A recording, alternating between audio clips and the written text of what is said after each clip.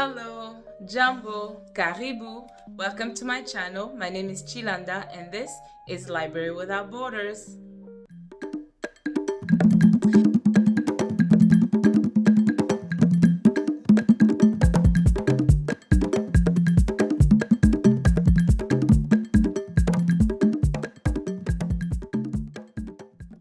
Alright guys, welcome, bienvenue on my channel. For those who are new, I want to say thank you and welcome. Thank you for giving me a little bit of your time.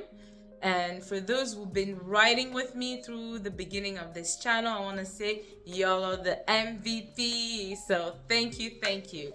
Alright guys, so today's video, I will try to make it short.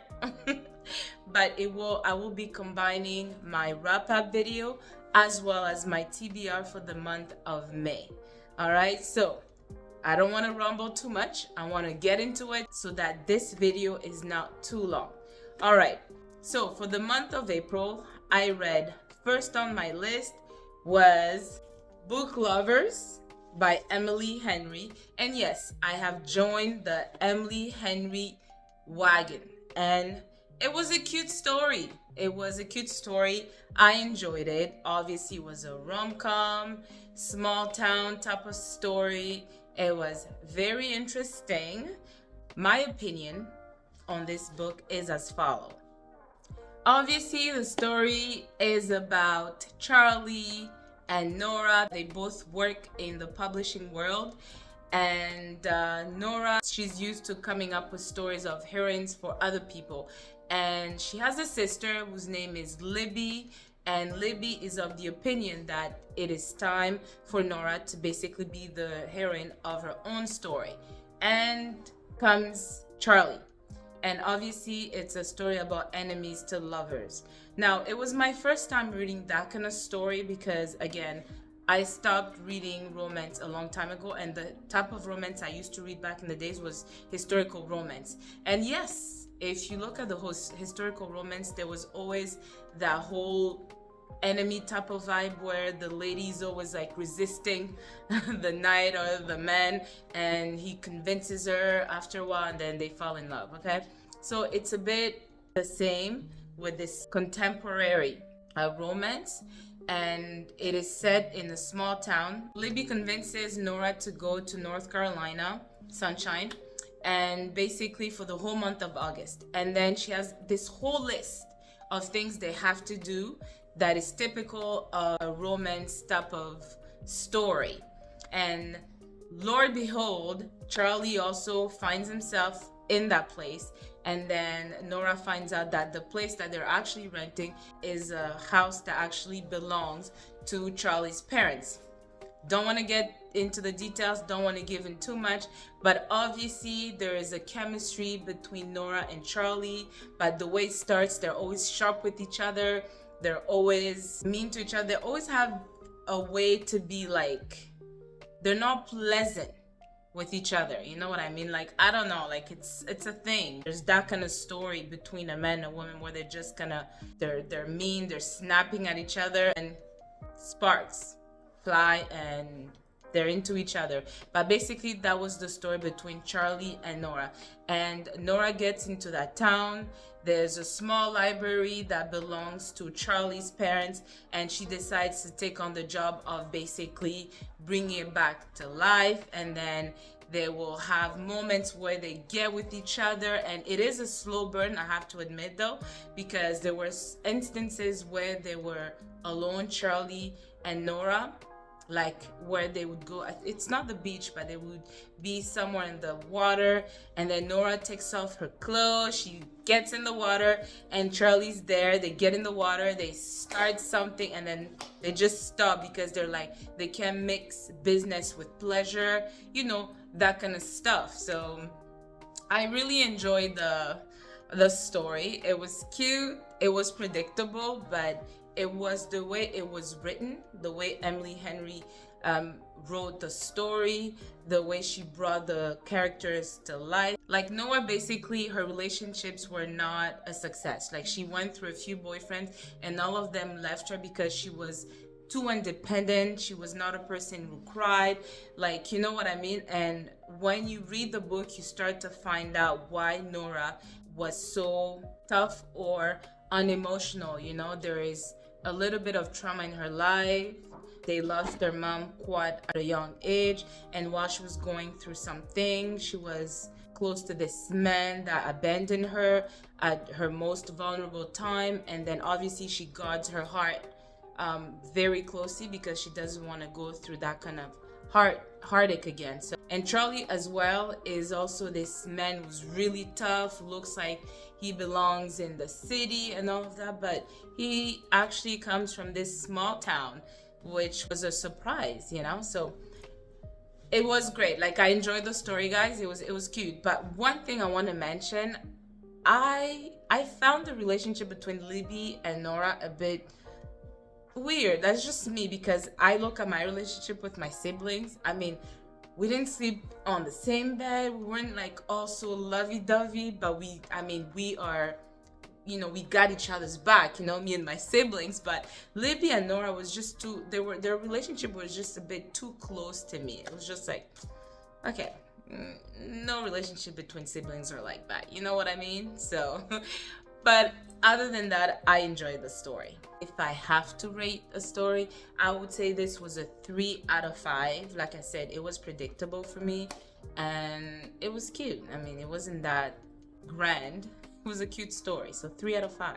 The next book that I read was Stay With Me by Ayobami Adebayo. Guys, I'm not going to talk too much about this book because I did a review on this book. I will link that video up here somewhere. So the story is about Yejide and Akin. Guys, oh my god, every time I think about this story, I want to spill some things because I feel like I want to talk about it. Like, I wish I knew that all of you guys had read the story so I can say certain things without spoiling the story, right? But essentially, the story is about this couple. They met each other when they were really young, teenagers, and they get married. 4 years into their marriage, they're not able to have children. And it's a story that's set in Nigeria, Ilesa, in Nigeria. And as you guys may know, Nigerians or Africans families in a whole, they like to get involved in your business, especially if they notice that you haven't had kids. It's like, what's going on? Why don't you have kids already? So that's what was going on with Yejide and Akin. Both families discovered that they're not able to have kids, so they imposed this other wife in the relationship. Like, it's not that Akin went to look for this wife, guys. The family imposed this other wife in the marriage. And now obviously Yejide, her world is turned upside down. Now she's trying to do everything and by all means to get pregnant.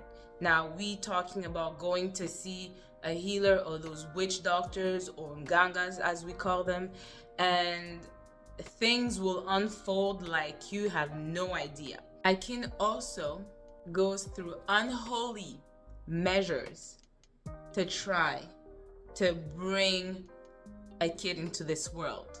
And you guys, when I found that out, I was like, that is unforgivable.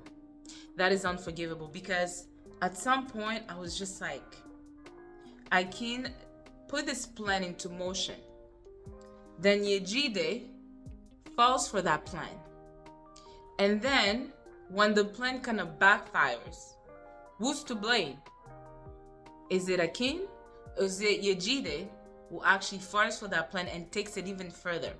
But either way, guys, this book really kept me on my toes. I was like, oh no. And the end was really, the ending was nice. The ending was nice, and I hope that you guys, if you want more of a lengthy review on this book, like I said, I will put out my video there and check. But I wish, guys, honestly, I wish I could spoil this review so that I could talk freely about the parts that really had me shaken, like, you know. But either way, like I said, if I have to rate this book, it was 4 out of 5, like 4.5 out of 5. And I don't usually rate books 5 out of 5 just because I find that there's always room to make this book even grander, like grand, like even better. So 4.5 out of 5. Mwah. Next on my list was The Henna Artist. All right, so The Henna Artist was by Alka Joshi. Alka Joshi imagined the story of a young lady growing up in Jaipur in India, and she's basically coming from a poor family, and she runs away and finds herself in Jaipur, and she becomes this renowned henna artist. She works with high-class citizens of Jaipur, where she does all these intricate designs on their bodies. So she's very reputed, and she's very sought after because of her intricate design. Now, what happens is that, like I said, I don't want to get too much into details because I did do a review of this book as well alongside Stay With Me. What happens is that her sister comes in Jaipur. She basically turns Lakshmi's world upside down. She obviously loses her parents, and in the village where the little sister was living, she was known as being a girl that was bad luck. And she also hears that she has a sister who lives in Jaipur. She works out this plan to go and see her sister in Jaipur, and from that point on, things just go awry.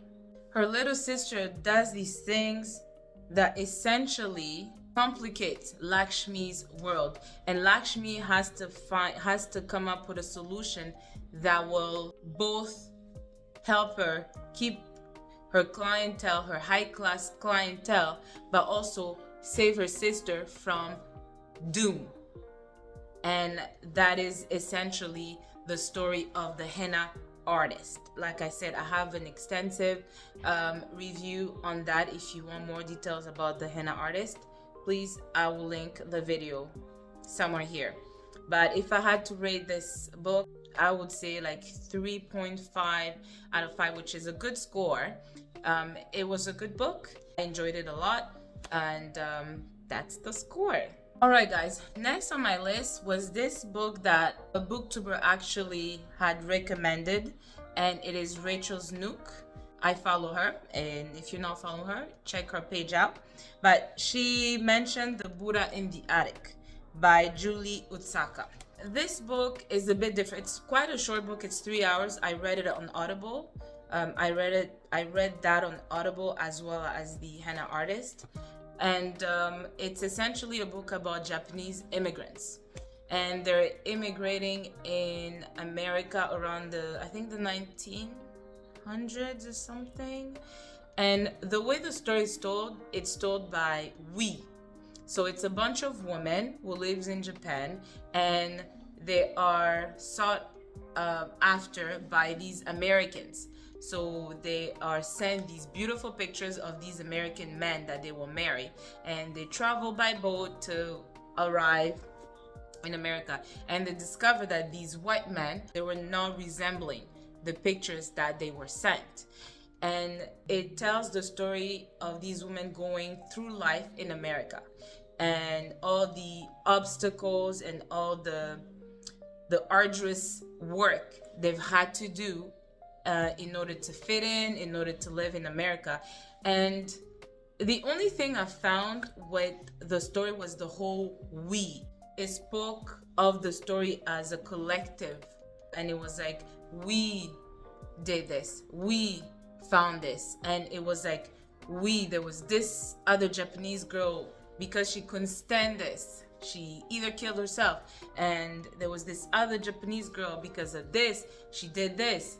And it was interesting because the story itself, when you think about it, and I did a little bit of research, it is true. These Japanese were essentially taken advantage of by these white men. They were made to work in fields, in hot days, and they were made to do horrible things. Like some of them were made to whore themselves because they had no choice. They were being taken advantage even by their husbands. Sometimes like they would be on like their menstrual cycles and they were still being taken because they had no say.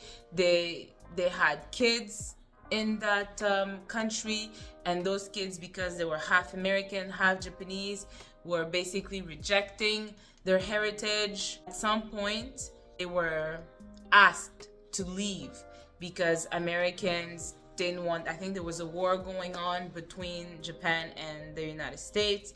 And at some point, all these women that had integrated themselves in this society had worked for these white people as maids, as field workers, as teachers, as whores, if you want, as everything, were asked to basically leave everything and leave. So in 3 hours, I found out a lot of the history between Japan and the United States. And again, another story of where Europeans colonized people. Yay! Never stops, does it? Okay, but either way, the story was a good read. I'm not gonna take away from the importance of that story, however it was told. So if you are interested to pick it up, I will recommend. And like I said, if you want to know a little bit about the Japanese American story, you can pick it up. It's cute. They do have a little bit of mention of black people during that time, and the way they were seen as well during that time. So 3 out of 5 for me. You know, it was an okay story. It wasn't boring. It wasn't like too captivating. It was good knowledge to have. So yeah. And next on my TBR, the book that I read for the month of April, it was this lovely book. It was I Know Why the Caged Bird Sings by Maya Angelou. Now, I enjoyed this book, guys. It was fantastic. I laughed so hard. I will never stop talking about it. Like, the first thing that I want to talk about when I think about Maya Angelou's book is that those first few chapters when they talk about Sister Monroe and the preacher, and how she goes in the church and she's sitting on the bench, you know, among the rest of the congregation, and then she finds herself just like talking and preaching, agreeing with the pastor while she's advancing at the how do you call it, the pew or something, and then she's advancing where the pastor is preaching, and then she's like, preach it, and then she's hitting the pastor, and then a whole fight. And then at some point, I think the next time she was in church, they had all these like bodyguards or something just in case she was gonna have one of them. But anyways, guys, I did a review about this book, so I'm not gonna get into it because again, I'm trying to avoid this video being too long. So it's about Maya's life. She lives in Arkansas with her grandmother and her uncle, and with her brother as well, Bailey. And it has quite a lot of harsh moments. She lives during a time where blacks and whites, they don't mix, and it is basically a coming of age type of story. She learns a lot while she's living with her grandmother. They live in a store, and her grandmother is among those prominent family, those small prominent family living in Arkansas, and she learns about the ways of white people and the segregation and the racism that exists in Arkansas.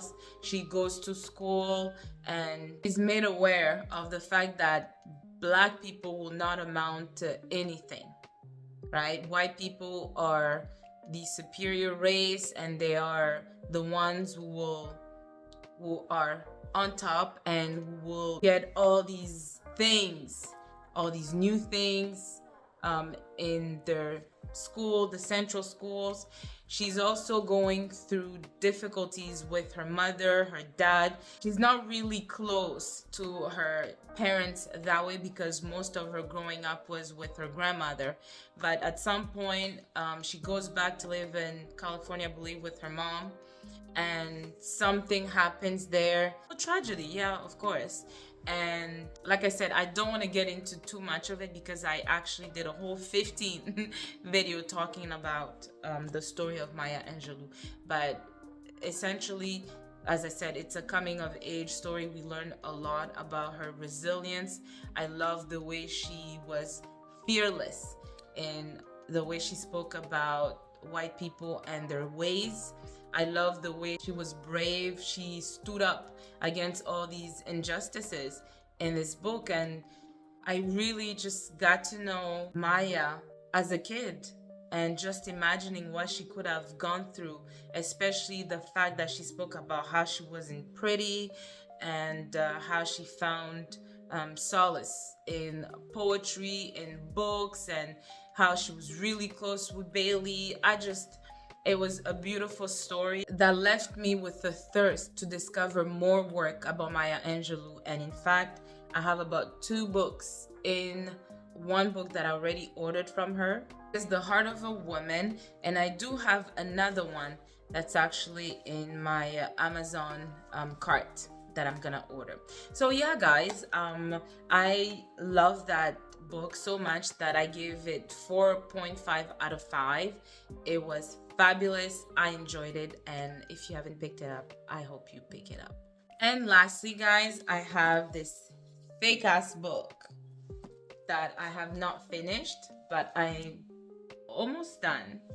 And it is the book that I said at the beginning of the month the month of April, that I was gonna do a vlog on it. And I am working on my vlog. Hopefully I will post it, if not sometime this week, maybe in 2 weeks time, because I need to finish this book.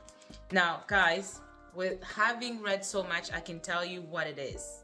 It is a book that has a lot of African mythology.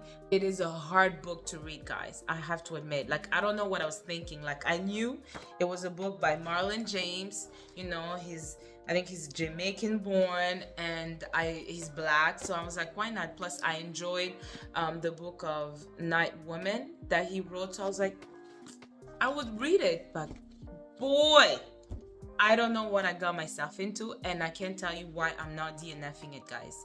I'm the type, I bought this book, I'm gonna finish it. And that's what I'm gonna do with this book. But it is absolutely brutal. It is Kill Bill and those bloody type of movies is this. And I believe before any movies become movies like that, I think there are books that have been written for these movies to exist.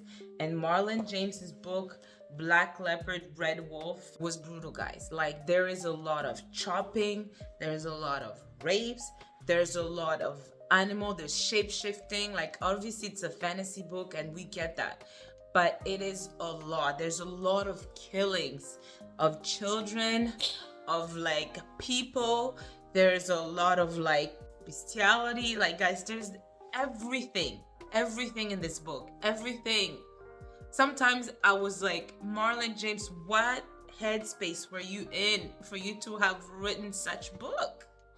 It's about Tracker, who's called also Wolf Boy if you want, but he basically has a nose that can track things, and he's in charge of tracking husbands or missing people or anything he needs to track, you know? So we follow him through different kind of, I want to say different stories, but it's like the same story. And we follow him navigating all these different parts of whatever world he lives in. And where I'm at, we're looking for a prince. And the people who are looking for that prince are not saying everything that needs to be said. And basically through that journey, in order to find that prince, Tracker discovers a lot of things, okay? And through those discoveries, guys, those are where we learn about those brutal adventures, like the chopping of people, the rape and ripping apart women while being, like, everything, guys. Like, I'm gonna spare you because I'm gonna talk more about it in my vlog, but that's essentially the last book that was on my TBR for the month of April. And I want to say I have read all my books. Even if I didn't finish this, you can just imagine that I'm gonna finish it, and I don't know what to expect, but yeah, that's it for all the books that I've read for the month of April. It was quite a journey, all interesting books. I recommend. I don't know if I'm gonna recommend this book. I can't honestly, in my right mind, recommend this book unless you want to be entertained, you know, and you're into extreme things and you know it's fantasy and you can keep your feelings out of the story by telling yourself that it is only a fantasy book and Marlon is just being crazy and he's just trying us by writing all this. You can pick it up if you're able to do that. All right, so that's it for my April TBR, and now I'm gonna present the books that I'll be reading for the month of May. I'm not gonna read too much of the synopsis of all these books. I'm just gonna give you a little bits of the books so you know what I'm getting myself into. So guys, first off, as I said, I am bilingual. I speak both French and English, and I wanted to add a little extra on my channel, and I decided that I would try to read at least one French book a month. And the first one, it is this book, and it is Sans Capote ni Kalashnikov by Blaise Ndala. Now, this guy, I discovered him through the book that I read, In the Belly of the Congo, and I was like, you know, there's a French book by him, I'm gonna read it. Now, I have no idea what this book is all about, but once I discover it, I will do my review, but it's gonna be in French. So sorry for my English people, but I'm gonna do a review on this book, and I might explain it a little bit in English once I read it. But yeah, that's first on my TBR. And next on my TBR, it is Children of Blood and Bone by Tomi Adeyemi. Now, all it says at the back is, they killed my mother, they took our magic, they tried to bury us, now we rise. Woo! Still I'll rise, and now they rise. All right? So, I can't wait to read this book. Check the cover. Ooh, blue eyes on dark skin. I'm here for it. Next, it's a book. I heard a lot of booktubers mention it. One of them was It's a Wrap. She actually had a review on it. And I think Comfy Kozia. I'm gonna put their names there. But I follow their videos religiously whenever they post. And they talked about this book, A Spell of Good Things by Ayobami Adebayo. Did I just read a book by her? I know, she has me obsessed. Now I picked up another book by her, so I am ready for it. All I know is that this book is pretty sad. It's pretty sad, and I love a book that can get the raw feelings out of me. Now, I don't want to read too much about it, but let's see. It's not too long. It says, Eniola is tall for his age, a boy who looks like a man because his father has lost his job. Eniola spends his days running errands for the local tailor, collecting newspapers, begging when he must, and dreaming of a big future. Uhaola is a golden girl, the perfect child of a wealthy family. And now an exhausted young doctor in her first year of practice, she is beloved by Kunle, the volatile son of an ascendant politician. When another local politician takes an interest in Eniola and sudden violence shatters the family party, Urola and Eniola's lives become intertwined. In her breathtaking second novel, well, I don't need to read that, but yeah, that looks like it's gonna be something where I'm just gonna be like, I can't wait to review this book, guys, and tell you all about it. The only thing with me, guys, is that I don't like reading 3-4 books at the same time. What I do is that I have one Audible and one physical book. I should also have one Kindle book, but so far it's just one Audible and one physical book. So I want to finish this Marlon James book because I want to start reading my books already. I started reading one of my Audible book that I'm going to talk about in like a minute, but I need to finish that Marlon James book, like SAP. All right, guys. So next, because it is May, it's the month where we celebrate mothers, I decided I'd have books celebrating mothers. I don't know if they're being celebrated or what, but I wanted a book that speak about mothers. And on my list is Hold My Girl by Charlene Carr. Now this book, I didn't see anyone really talk about it any on the booktubers that I follow, but I went to Indigo and I was like, oh, I read the back and I was like, this story sounds like it's gonna be quite dramatic. Now, as I said, I don't want to read too much, but let me just give you a little bit of the synopsis of this one.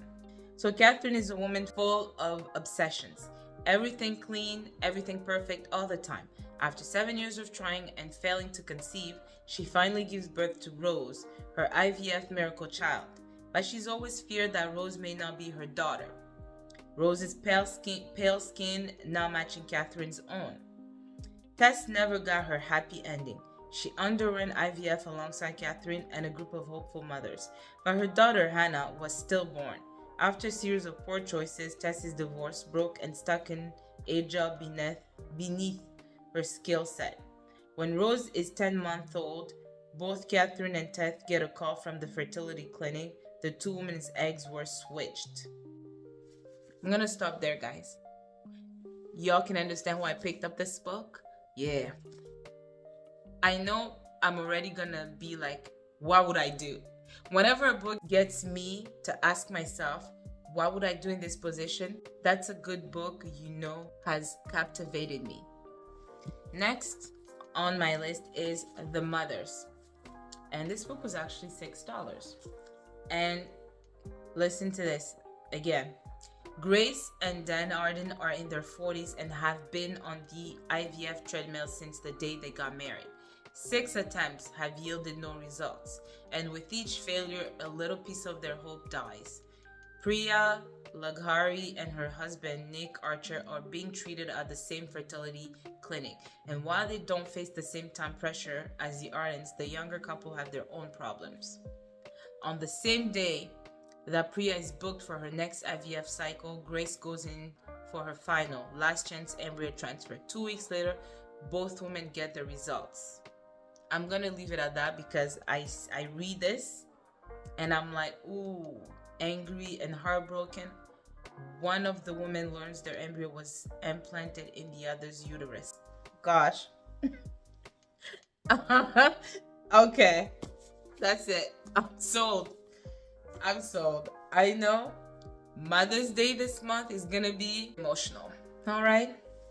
The last book in my physical TBR is this lovely book that I've heard so much by Henna Ryan. I think Taya's Turning Pages talked about this book. Who else I heard mention this book? A couple of my booktubers mentioned this book, and I was like, okay, I already read Before I Let Go, so I had to pick this one. And it says this: for months I stood by, an understudy waiting in the wings, preparing for my time to shine. I never imagined he would watch in the audience that night. Famous film director, fascinating, talented, fine. Before I could catch my breath, everything changed. I went from backstage Broadway to center stage Hollywood. From being unknown to my name, Neva Sane, on everyone's lips. Canon cast me in a star-studded Harlem Renaissance biopic, catapulting me into another stratosphere. Okay. All right. I mean, I know Henna Ryan can do no wrong. Let's agree on that, right? So I know I'm gonna devour this book like I devoured Before I Let Go, and I'm still getting over Before I Let Go. And I'm not just saying this just to say this, guys, but the hype was worth it. Like, Before I Let Go, and I heard that there's a movie that's gonna be coming out from Before I Let Go. So Henna Ryan, okay. All right, sister, you do you. And we'll read you all the time. Okay, guys. All right, so that was it for my physical books for the month of May. Next, I'm reading the following. So on Audible, I am reading The Japanese Lover by Isabel Allende. Now, I actually love Isabel Allende because way before I started this booktube, I had read one of her books, Island Beneath the Sea, and I think it had to do with slavery and it was with Haiti. I read that a while ago, guys, so hopefully I will revisit that story eventually. But yeah, so I will be reading The Japanese Lover, which I already started. So far it's very interesting. It's a story that's set in the 1930s. Again, we have the Japanese in this story, but the way it started, it has this young lady who works at a retirement home, and she's basically taking care of these old people. And then she meets this old lady. What's her name? Ama. Yes, she meets Alma, who starts telling her about her life story, and hence we learn about the Japanese lover. And what I found out already, without getting too much into details, is, remember how I spoke about the Buddha in the attic? It reminded me a little bit of that story because it has to do with the Japanese, and at some point in the story they are actually asked to leave the United States, and they are brought somewhere like in the desert, and they're meant to live there with almost nothing. Whatever I've read so far from The Japanese Lover, I was already pulled in the story. It is very interesting, and I can't wait to do a review on this particular story and tell you more about it. So quite excited to read that story. And last on my list on Audible is Will.